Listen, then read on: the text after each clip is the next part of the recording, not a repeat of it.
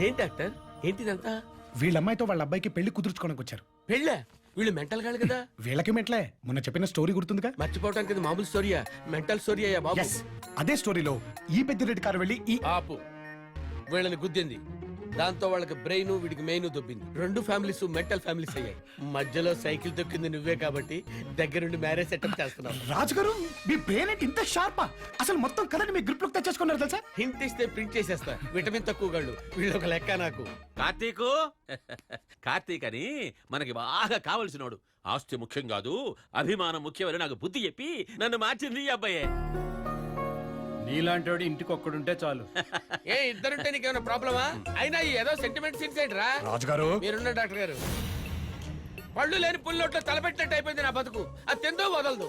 అసలు ఏంటో నాకు ఈ టార్చరు. ఏదో ఒకటి చేయండి నన్ను. రాజుగారు! ఏముందండి సార్? కార్టూన్ ఛానల్ కొండముచ్చిలో ఉన్నాడు. ఎవడ బావాడు? మన బుల్లిరెడ్డిని కోమాలో కొట్టింది ఈడే బావా.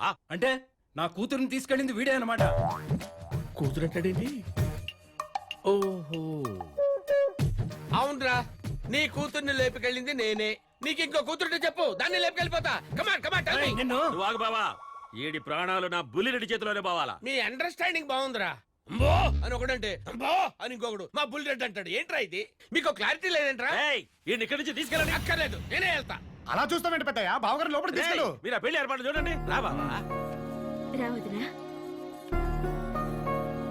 నా కూతురు ఎవరిను ప్రేమిస్తోందని ఎంక్వైరీ చేస్తే కెనడా ఫ్రెండ్ ద్వారా నువ్వు అని తెలిసింది. దాన్ని లాక్ చేసి దాని ద్వారా నీ క్యారెక్టర్లోకి కేఎఫ్సి నాయుడు గారి కొడుకుని దించాం.